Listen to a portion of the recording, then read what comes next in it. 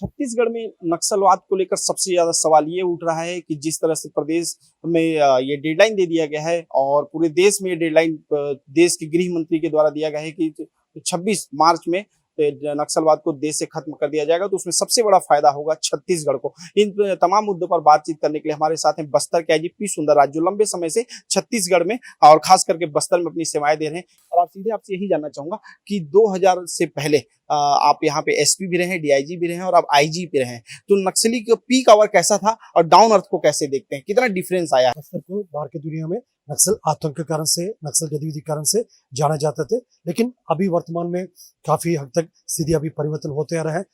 छत्तीसगढ़ शासन का और भारत सरकार का एक स्पष्ट मंशा है बस्तर इलाका में नक्सल समस्या को समाप्त करना, नक्सल मुक्त बस्तर और नक्सल मुक्त भारत। इसी दिशा में लगातार हमारा सुरक्षा बल द्वारा एक समर्पित होकर एक संकल्प के साथ अभी काम कर रहा है। टॉप मोस्ट लीडर कह सकते हैं बसवा राजू को आप लोगों ने इनकाउंटर किया, उसके बाद नक्सलियों की जो पावर है वो कितनी रह गई?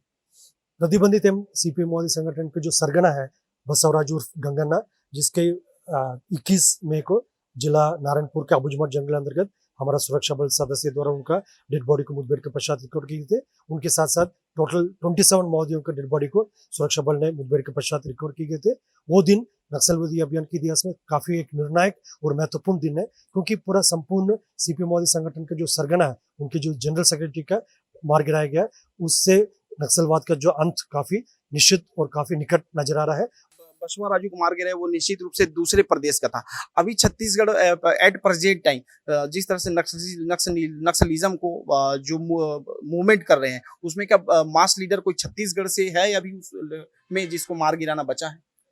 जैसा प्रतिबंधित सीपीएम गैर कानूनी सीपीएम मोदी संगठन है, खुद अपने आप में एक बैंड ऑर्गेनाइजेशन है। उस संगठन के लिए आने वाला समय किसी प्रकार का कोई नेतृत्व का आवश्यकता नहीं। जो संगठन आने वाला बहुत जल्दी उसका खात्मा होने वाला है, जिसका अंत होने वाला।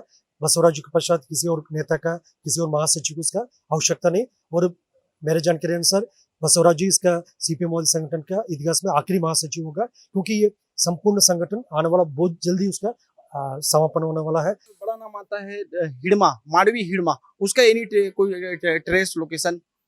सभी महोदय कैडर, जैसा यदि स्थानीय लेवल का कैडर हो या मिलिशिया कैडर हो या डिविजन कमेटी मेंबर्स या सेंट्रल कमेटी मेंबर्स, सभी कैडर्स के बारे में हमारे पास स्पष्ट आसूचना है।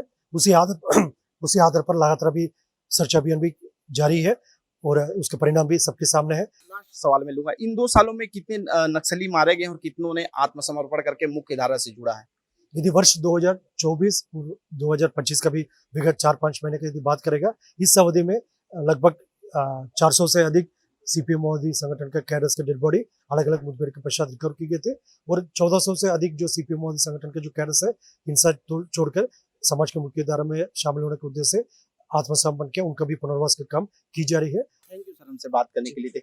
ये बस्तर आईजी सुंदरराज पी थे, जिन्होंने साफ साफ कहा कि अभी हाल ही के कुछ दिनों में 400 से अधिक नक्सली मारे गए हैं, जबकि 1400 से अधिक नक्सलियों ने आत्मसमर्पण करके मुख्य धारा से जुड़ने का काम किया है।